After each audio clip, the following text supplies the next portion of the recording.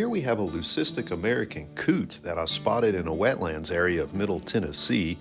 I was very surprised and delighted to spot it, as its abnormal plumages make it somewhat of a rarity. Leucism is a genetic abnormality which causes the pigmentation to not be distributed evenly, resulting in the patches of white feathers on this bird. It's believed that only 1 out of 30,000 birds will be leucistic.